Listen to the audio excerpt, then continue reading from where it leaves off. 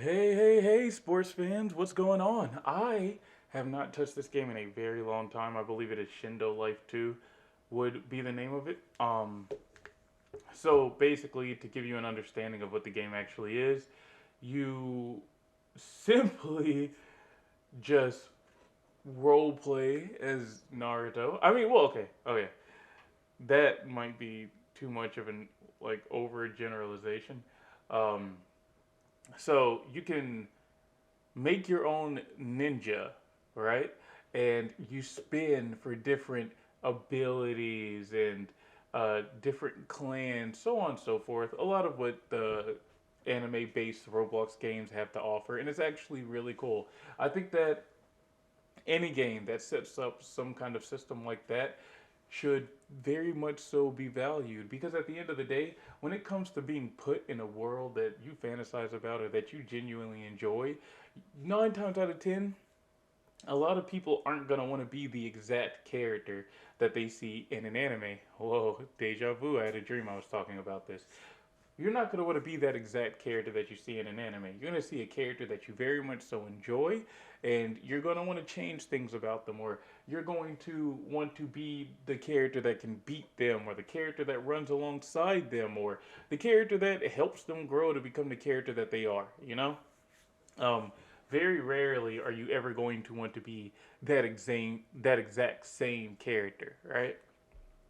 And so in this game, you get that freedom. You know, you get to choose a bunch of different customization options, such as hair and outfits. You can unlock new ones based on whatever it is, however much in-game cash that you have, and there is a large selection of outfits to choose from.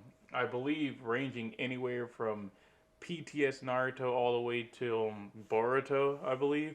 But I know that that's not entirely true. I believe I've seen some One Piece and other anime gear in the game as well.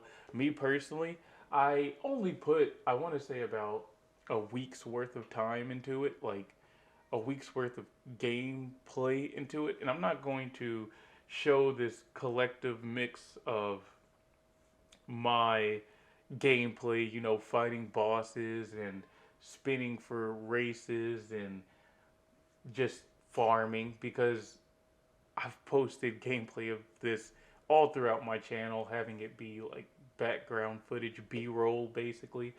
So, in this video, I'm just going to talk about the game a bit, talk about the company, talk about what it is I would have preferred in games like this, and all while that's going on, I'm going to show you a system in order to get a type of currency in a game that can help if you're broke or low on cash and you've got time to kill doing something else, but could leave like your phone or your computer or whatever running. Um, so let's get into it. Uh, for starters, the game I believe is actually pretty great. You farm for your abilities, all right? So you have to have X amount of stats into this or that in order to use this ability or that ability. You have to farm for it. In order to farm for it, you have to basically complete missions and kill things. Missions give way more EXP than just killing things, but killing things can be more entertaining. Now, there are obviously missions where you kill things, so they go hand in hand as well, but some people will AFK farm, which is essentially having their game open while they are not actually playing it, letting an auto clicker or some other program, or maybe they're just there tapping the mouse while they're watching something or doing something. Uh, Basically, having it so that they are in the game playing without actually playing, right?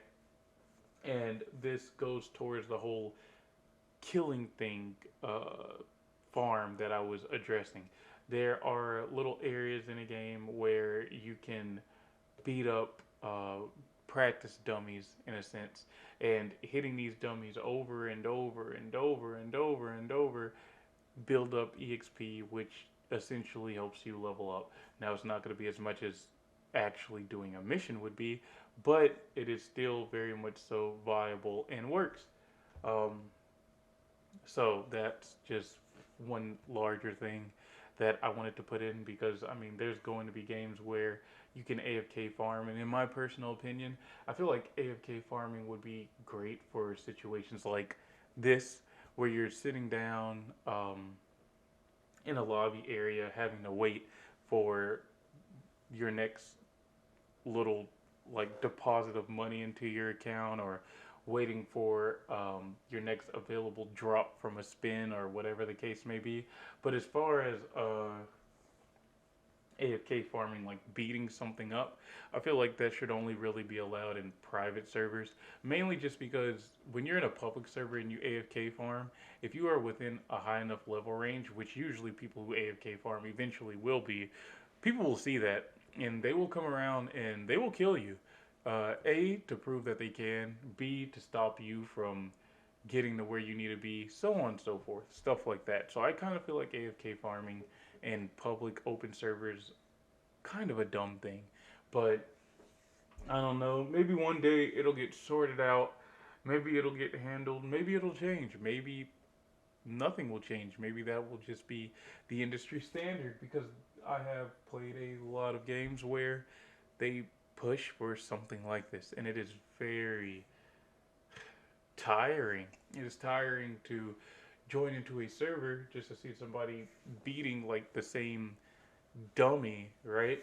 And at times they will have these attacks or moves that hit more than just the area where the dummies are. So you can't train over there because they're covering that area. So you'd have to kill them. You have to if you want to train in that area. And I feel like, that's just something that should be handled differently, right? There should be an area specifically for people who are AFK farming. Some games do have it, some games don't. In this case, this game's a little bit of both. You can farm for money, AFK, by just letting your character rest and sleep, but EXP, you'll actually have to beat up dummies. Um, Other than that, the actual combat system isn't super bad. Uh, this game is much older than a lot of newer games like Peroxide. If the AI system was built a little more like Peroxide, maybe a little easier, and the combat was a little different, I feel like this game would be 10 out of 10 for sure. Keeps you on your toes, really makes you want to get down your um, combos and figure out how to better chain things. To me, it feels a little clunky and old, but then again, like I said, I believe this game is much older than a lot of the newer ones that have been out for a little while now, which is completely understandable. Um, Other than that, yeah, abilities for the most part look pretty great, work pretty great. Um, the battle passes that go towards the game aren't too bad either. They help towards keeping your spins and letting you swap to whatever other abilities without having to spin this or that after X amount of time. They help with changing your overall outfit and look of the game as well, giving you a bit more freedom. Just little things like that. I don't necessarily want to say it's not pay to win because I feel like every game offers some sort of double EXP boost or whatever the case may be. But with more spins that you pay for and having the ability to swap from this and that does give you a better advantage to try different builds and see how things actually work compared to people who are not putting money in to do so. But then again, if they have their golden build, then they're fine as well. I believe there's also a prestige system. It has been a while since I played this game, and the footage that you're looking at right now is actually fairly old. I believe that there is also a prestige system so that you can restart everything as well because you're jumping into a completely new rank as a ninja. So they start you over, and you climb from the ground up with harder missions, which I think the idea is really nice. But I remember while playing through it, it felt like I was burning out fairly easily. It was like there wasn't enough to do. It was more so this idea of just turning your brain off and running through the game. And I, like, don't get me wrong, Peroxide has its moments like that as well, and I'm only comparing this game to Peroxide because, in my opinion, Peroxide is one of the golden standard versions of games to play as far as all of this is considered through Roblox. Because, at least in Roblox, with Peroxide, your combat is a bit more fluid, right? The servers aren't, well, they weren't too terrible starting. I know sometime through they got a little wonky. I don't know how they've been since. Um, Spinning for classes and weapons and stuff can be exciting or disheartening, and the codes being pumped out nearly every week is just super great to have so that you'll have more resources to get what it is that you want to have. And overall, the grinding feels like it pays off. So I compare pretty much any game put on this RPG spectrum to Peroxide because Peroxide just, in my opinion, does it so perfect. Um, Now, I feel like that would be the like everything so far as the base aspects of the game goes. There are bosses set up in different locations across different villages. You can basically server hop. They give you the option to, so it's not like you have to go searching for a server or whatever. You can basically server hop to another instance and grind out certain bosses. Now the boss drops I feel like are a little stupid because in order to actually get the drop, you have to run over it. Now in Peroxide, I don't remember, like they could have changed this, but I don't remember there necessarily being a drop from the bosses you kill. From what all I played, there aren't any. The drops come from after you finish the mission. All right. There was a game that had a boss drop system that I played. Demon Slayers, Project Slayers. It was pretty cool. They showed you the percentage for the boss drops and how much damage you could do. Grand Peace Online also had a similar aspect. I did not enjoy it in Grand Peace Online because if a player or a set amount of players locked down a boss and could beat on them ruthlessly or would always keep them moving, it was harder for you to actually hit them. So you really have to put time into Grand Peace to really understand how to play it, to keep up with fighting those bosses, unless you had some kind of devil fruit or item that just lets you hit whatever, whenever. I never really enjoyed that. In Project Slayers, the percentage rate for getting something after killing a boss, I can understand if it's a low percentage, it's going to take a while. But my goodness, there's got to be a healthier way to farm these bosses and still get what it is you want to get, even if the drop rate is low, right? But that's just my take on it, right? Maybe people are okay with it. Maybe they're used to that, like, heavily grindy kind of aspect.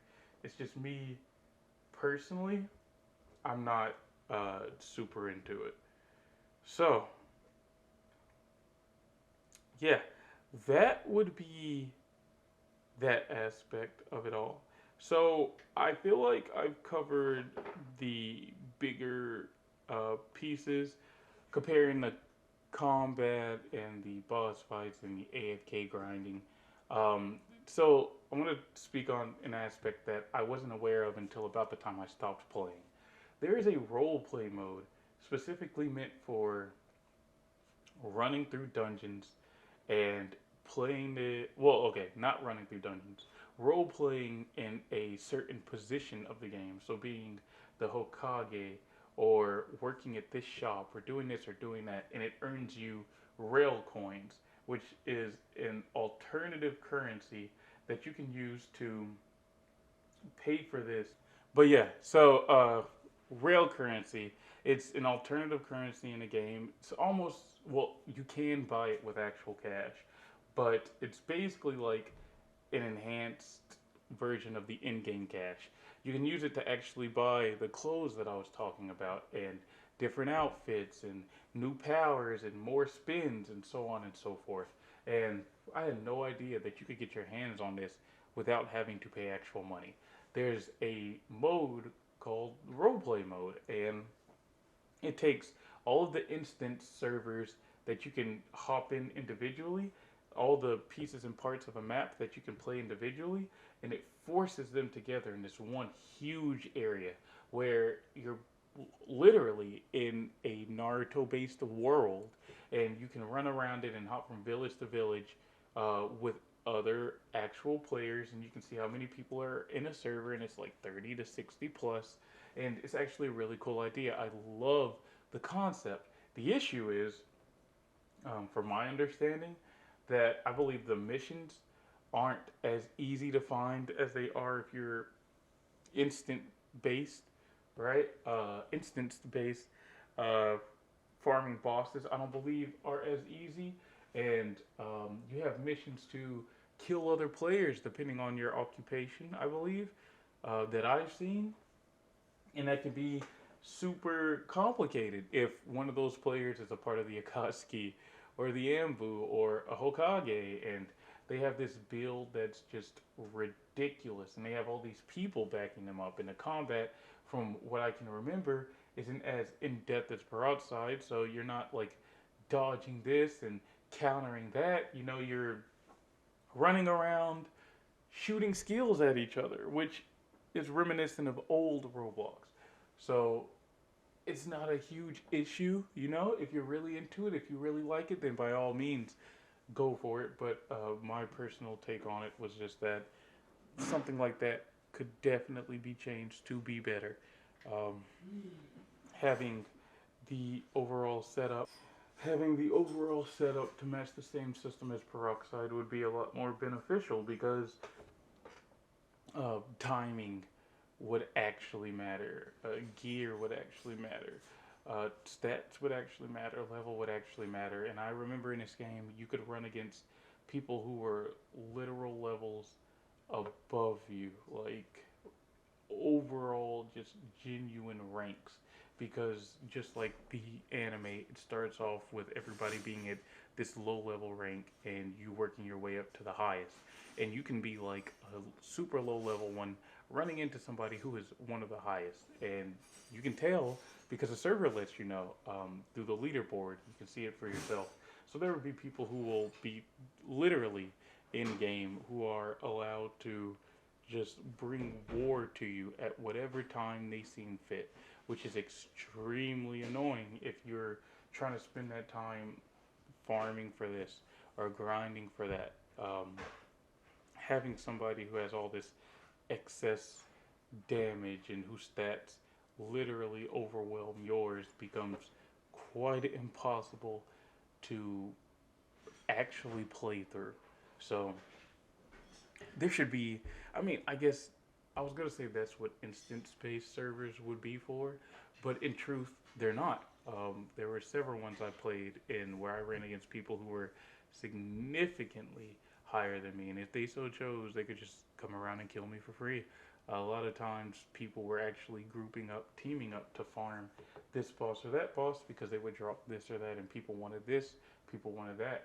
Rarely ever were there times where I ran into people who were just going out of their way to kill me, but there were times for sure.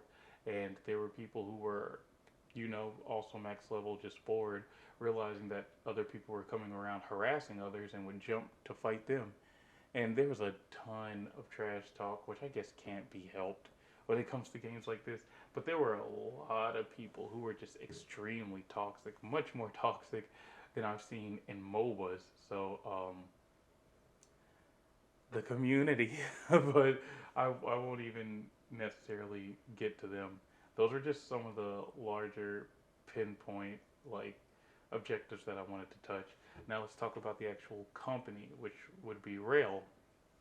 I've been following Rail since I want to say their first game or so, maybe their second or third. I was playing the stuff that they made years ago. I had friends who knew owners of certain groups who were close to the owners of Rail, and we would talk stuff out and learn about new updates early, and uh, get access to assets to see how they made this or how they scripted that. It was really cool. They're, from what I can remember, um, they were pretty cool. But I haven't had too much contact with anything centered around them for a very long time, other than just playing Shindo Life 2 recently.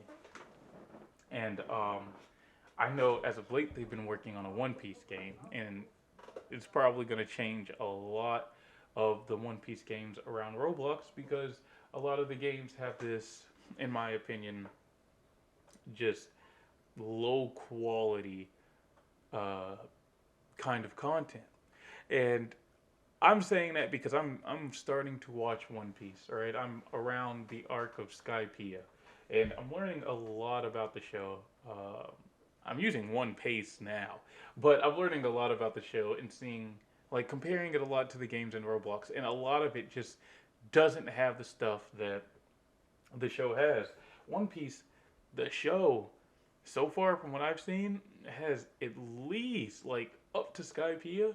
I've seen at least I want to say 9, 10, 12, 15 different types of devil fruits. I'm just now coming across hockeys. Um, there's a lot of areas and uh, potential bosses and fighting styles and weapons and creatures that you just don't see in a lot of these One Piece games. And so it becomes this idea of what is it that you want from a game like that? You know, do you want it to be true to the content where you have these extremely large areas where it has everything you've seen in a show?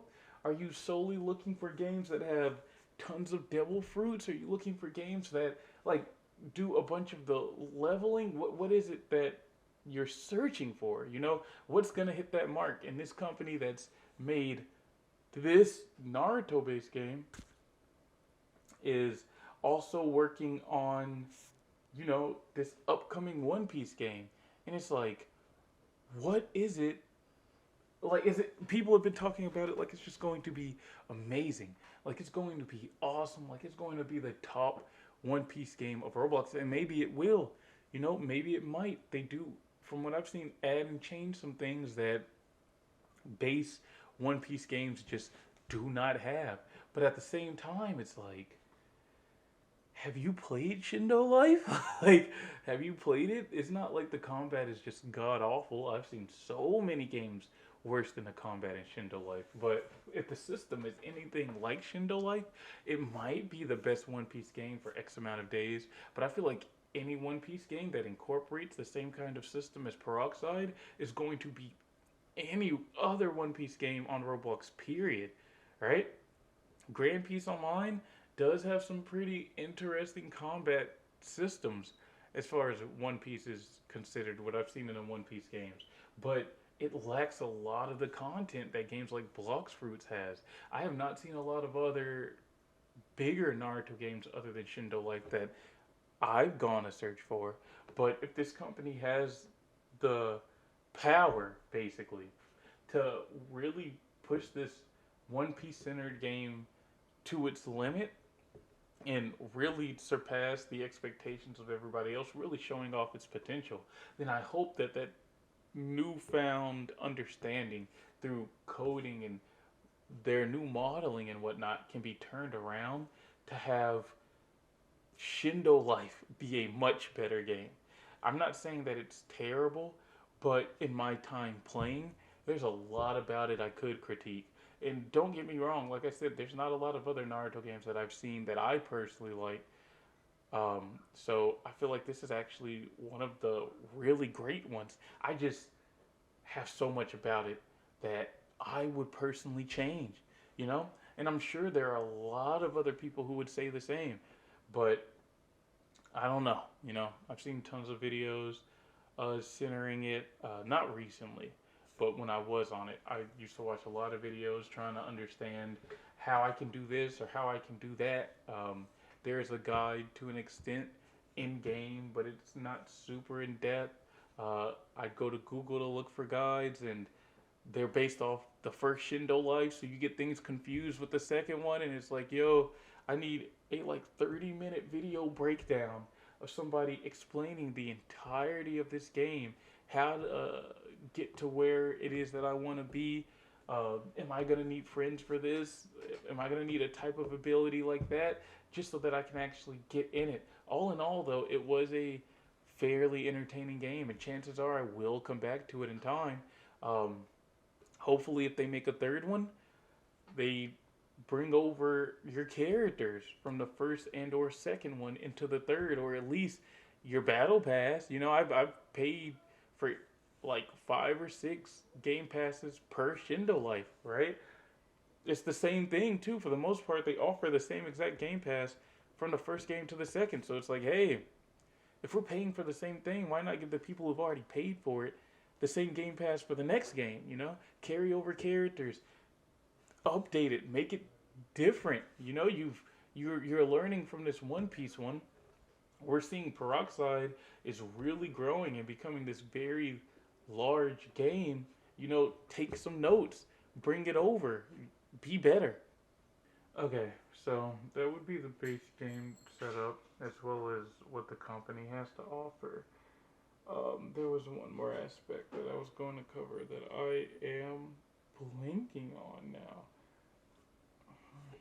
Well, too bad. I'm not gonna go back to figure out what it is. So I guess I'll just start listing stuff that I personally would have changed, which I've covered somewhat already, but I'll basically just clarify and sum it up here.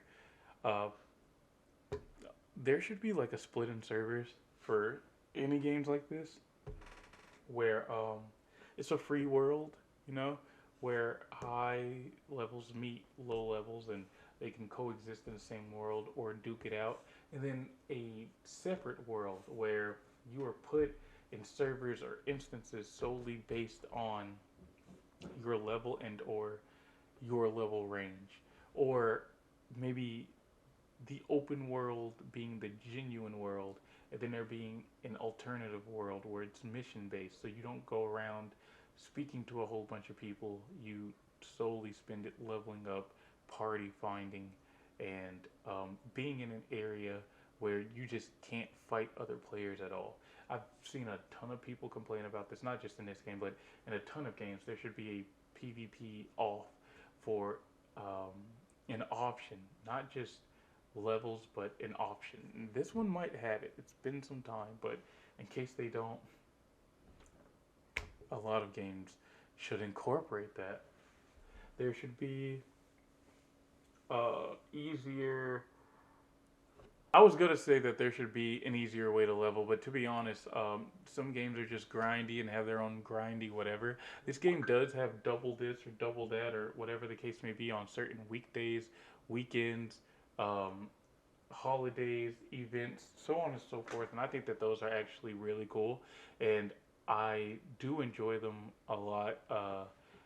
They weren't super beneficial for me, but you know they did something at the very least. I feel like their roleplay server could have been worked on to be a bit better, so that you could actually get the stuff that you need and play through normally without like all of this excess whatever that was being presented whenever it was being presented.